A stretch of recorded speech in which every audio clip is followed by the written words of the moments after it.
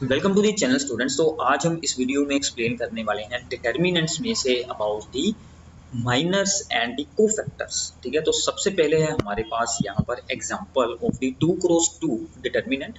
ठीक है, सो this is our 2 cross 2 determinant. तो इसमें से हम सोल्व करेंगे अबाउट दी माइनर्स। ठीक है, तो अभी ये क्या होते हैं, ये हम हर एक एलिमेंट के लिए सेपरेटली सोल्व कर सकते हैं। जैसे कि हमें सोल्व करना हो माइनर ऑफ एलिमेंट A11, यानी कि ये जो हमारा सबसे पहला एलिमेंट है, this is the A11 element, इसको हम डिनोट कर सकते हैं विद M11।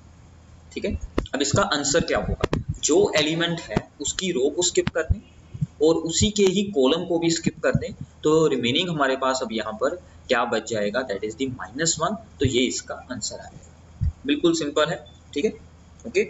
देन अगर हमें सोल्व करना हो माइनर ऑफ एलिमेंट A12, तो हम हर एक एलिमेंट के लिए सेपरेटली इसे सोल्व कर सकते हैं। Then it is equals to the M12, तो ये वाला एलिमेंट है, ये है, ठीक है ना, A12, तो इसकी रो को स्किप कर दें ये वाली, और इसी के ही आप लोगों ने स्किप कर देना है कॉलम को। तो हमारा आंसर अब यहाँ पर क्या बच जाएगा, दैट इज दी 4 आंसर आ जाएगा। ठीक है, जो एलिमेंट आपने सेलेक्ट किया है उसकी रो को स्किप कर दें, उसी के ही कॉलम को भी स्किप कर दें, जो रिमेनिंग बचेगा that is equals to the minus.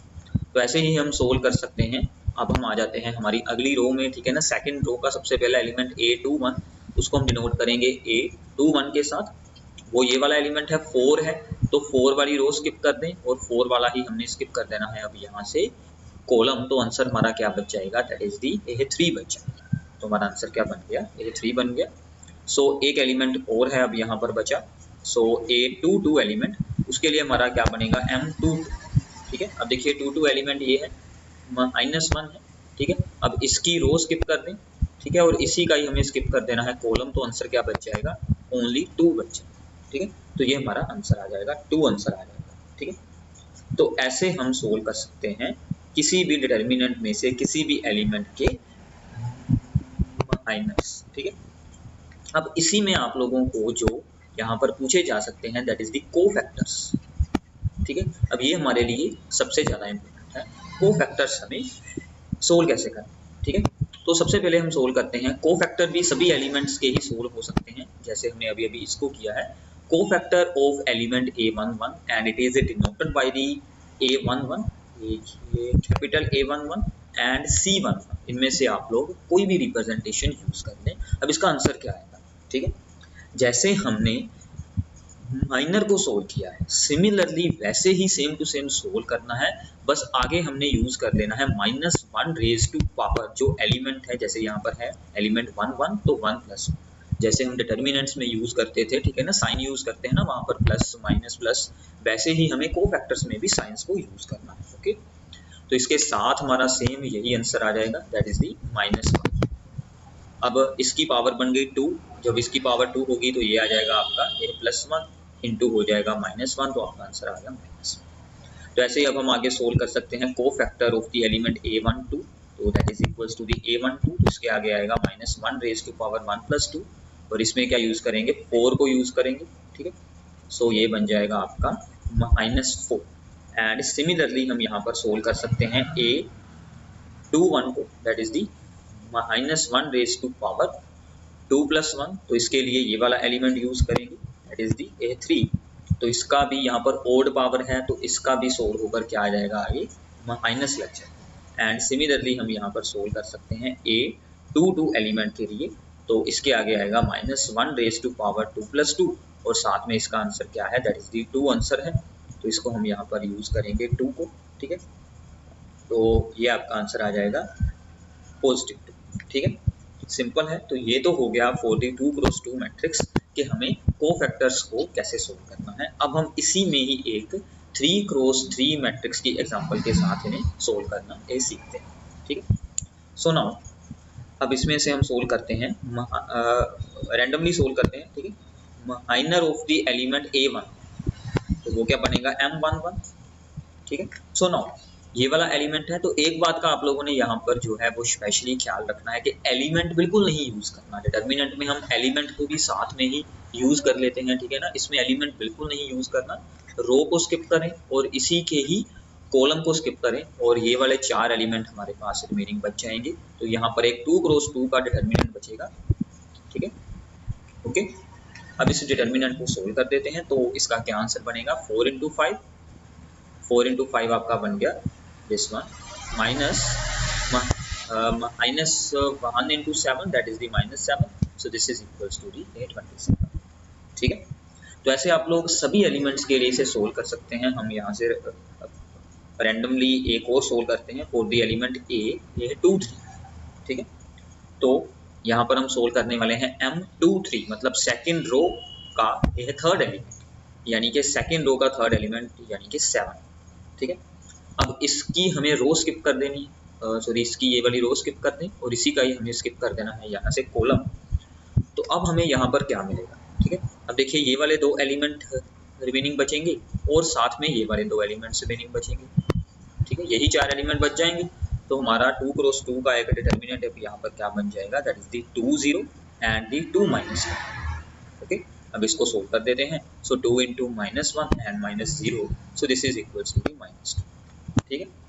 तो ऐसे हम लोग 3 क्रॉस 3 मैट्रिक्स में से सोल्व कर सकते हैं अबाउट दी माइनस, ठीक है। अगर हमें इसी से ही सोल्व करने हो कोफैक्टर्स, तो हमें क्या करना, ठीक है। तो सेम जैसे हमने ऊपर सोल्व किया था 2 क्रॉस 2 में, सिमिलरली हम यहाँ पर भी सोल्व कर सकते हैं, ठीक है। तो अब यहाँ पर सोल्व करते हैं अबाउट दी कोफैक्टर्स, ठीक है। सो नाउ कोफैक्टर हम इन्हीं का ही सेम जो एलिमेंट्स है इन्हीं का ही पहले सोल्व करते हैं, ठीक है।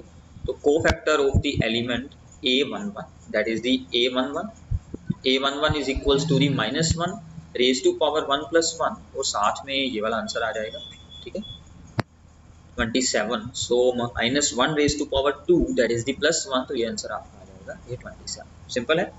एक यहाँ पर और सोल्व कर लेते हैं, तो यहाँ पर अब हम सोल्व कर देखते हैं cofactor of the element A32।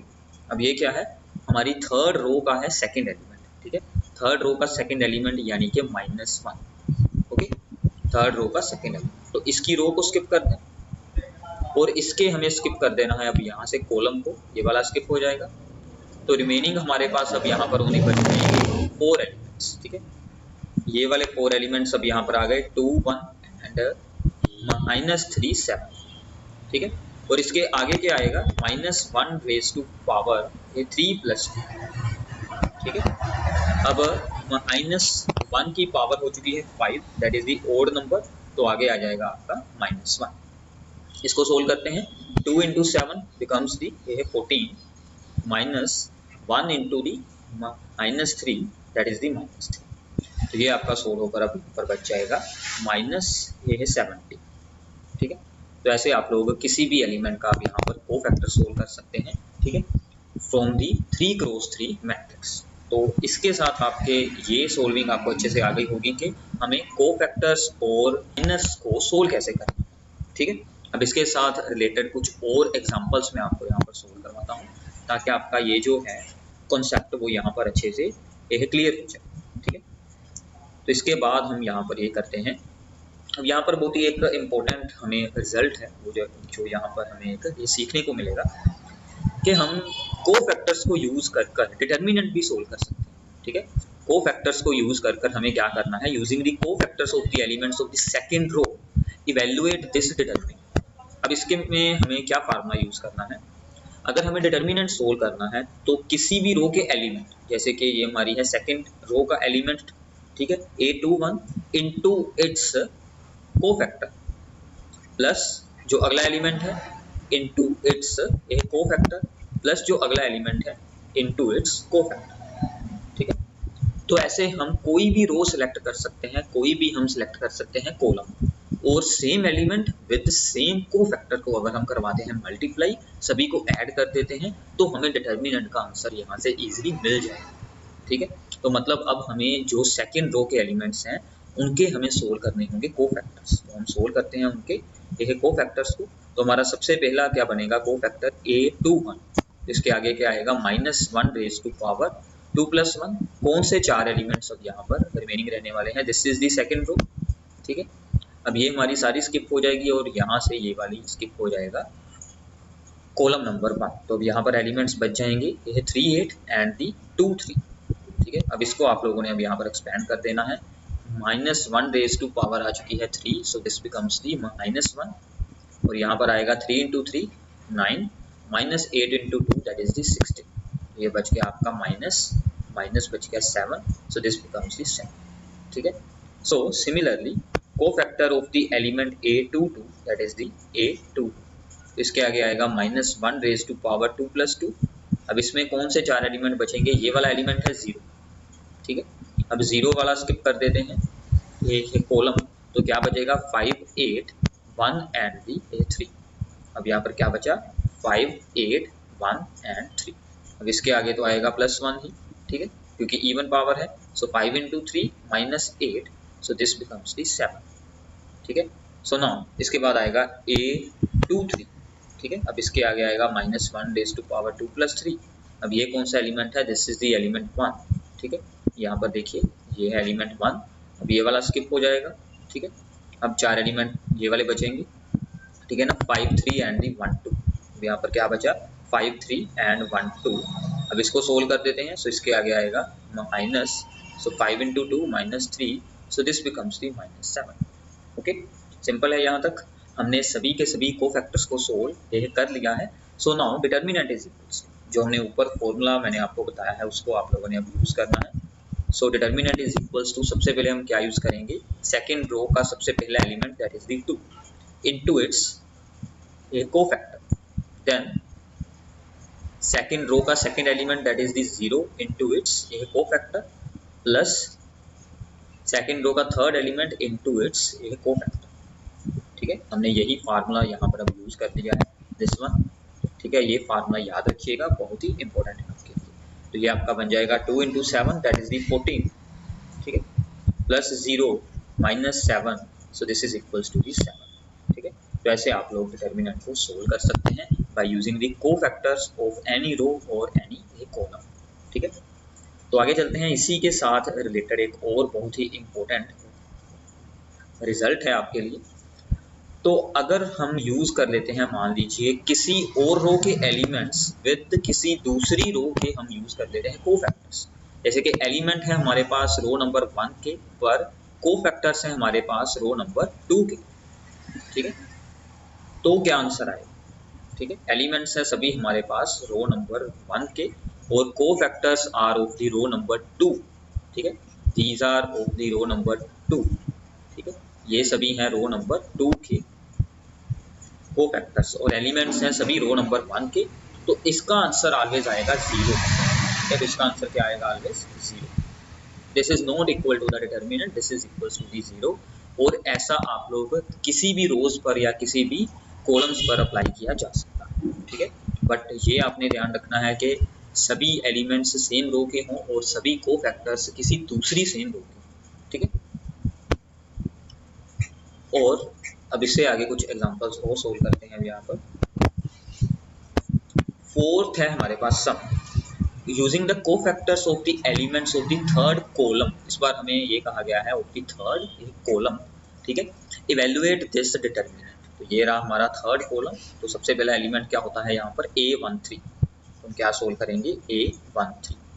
ठीक है, इसके आगे आ गया -1 रेज टू पावर 1 + 3, और 4 एलिमेंट यहाँ पर, ये वाला एलिमेंट हो गया सिलेक्ट। ठीक है, अब ये वाली रो स्किप कर दें और ये वाले 4 एलिमेंट्स हमारे पास बच जाएंगे 1 y 1 एंड दी z। ठीक है, तो सोल्व करें, यहाँ पर बच गया +1 and this is equals to the z, this multiplies with this and 1 multiplies with y -5, so this becomes the z -1। Simple है। ठीक है, and similarly A23 that is the -1 raise to power 2 + 3। अब ये वाला एलिमेंट हमने किया है select A23। अब इसकी रो को स्किप कर दें तो एलिमेंट बचेंगे 1 and x and 1 and z, so 1x and 1 and z। इसका आंसर क्या आएगा, -1 इंटू z -x, और -1 अंदर जाकर इनके ये साइन चेंज कर देगा, तो ये आंसर आपको मिल जाएगा x -z। ठीक है, और सिमिलरली हमारा यहाँ पर बनेगा A33। ठीक है, ये वाला एलिमेंट बचेगा आखिरी वाला। ठीक है, तो इसको स्किप कर देंगे तो ऊपर वाले 4 एलिमेंट बच जाएंगे 1x एंड दी 1y। ठीक है। अब इसके आगे क्या आएगा, -1 raise to power 3 + 3 that is the even power, so no problem, there is +1, सो इसका क्या बचेगा, that is the 1 × y, that is the y - x, so this becomes the y - x। Okay है, सिंपल है यहाँ तक। अब हमें डिटर्मिनेंट सोल्व करना है using the third column elements and cofactor. So अब डिटर्मिनेंट का क्या फार्मूला था, डिटर्मिनेंट इज इक्वल्स टू, सो सबसे पहले element into it's cofactor plus element into it's cofactor plus element into it's cofactor, ये सभी एलिमेंट्स हमने चूज किए हैं फ्रॉम दी थर्ड कॉलम। ठीक है, तो सबसे पहला एलिमेंट है थर्ड कॉलम में, that is the YZ, cofactor की वैल्यू है Z-1। अगला एलिमेंट है यहाँ पर ZX और कोफैक्टर की वैल्यू है X-Z, और अगला एलिमेंट है यहाँ पर ये XY और कोफैक्टर की वैल्यू है Y-X। ठीक है, ओके। तो अब इसको हमने अब यहाँ पर कर देना है सोल्व। ठीक है, और इसके साथ अब हमारा आंसर पे क्या बन जाएगा। ठीक है, so therefore our answer becomes, सबसे पहला बन गया YZ² - Y² plus ZX² - Z²X and plus XY² - X²। ठीक है, तो ये हमारा अब यहाँ पर आंसर बन चुका है। अब हम यहाँ से अगर टर्म्स को अगर आप लोग ज्वाइन कर देखें,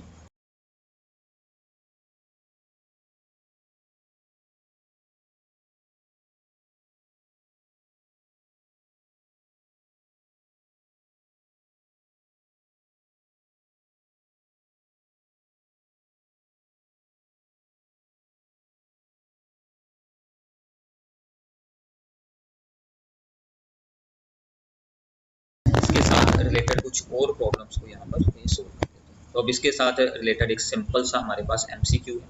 ठीक है, इसमें हमें क्या बात है यहाँ पर ये पूछी गई, दैट इज डिटर्मिनेंट हमें ये यहाँ पर दिया गया है general form, then value of determinant, इनमें से कौन सा ऑप्शन डिटर्मिनेंट की राइट वैल्यू को रिप्रेजेंट कर रहा है। तो इसका क्या मतलब है, जो एलिमेंट है उसी का ही कोफैक्टर साथ में मल्टीप्लाई होना चाहिए। ठीक है, तो अगर आप लोग अब यहाँ से ऑब्जर्व करते हैं, सो डी ऑप्शन में आप लोगों ने ध्यान से देखना है, A11, A11, A21, A21, A31, A31, so this is the all the elements of the column number 1 and उसी के ही कोफैक्टर्स हैं। तो ये हमारा आंसर बन जाएगा जो कि डिटर्मिनेंट को रिप्रेजेंट करता है। ठीक है, तो हमने आज इस वीडियो में ये सीखा कि हमने कोफैक्टर्स को कैसे सोल्व करना है, माइनस को कैसे सोल्व करना है, और इनको यूज कर डिटर्मिनेंट कैसे सोल्व करना है। और सबसे इम्पोर्टेंट क्या था कि अगर किसी और रो के एलिमेंट के साथ हम किसी दूसरी रो के कोफैक्टर्स को मल्टीप्लाई करवाकर ऐड करते हैं तो आंसर हमें 0 मिलने वाला है। ये रिजल्ट बहुत ही इंपॉर्टेंट है, इस पर बेस्ड MCQ बहुत बार एग्जाम में आपको ये पूछा जाता है।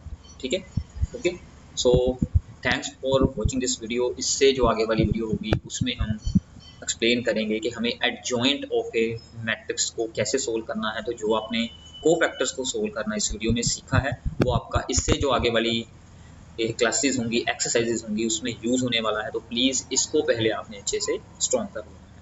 Thanks for watching the video. Channel को सब्सक्राइब जरूर करना और अपने सभी फ्रेंड्स के साथ इस वीडियो को शेयर कीजिए।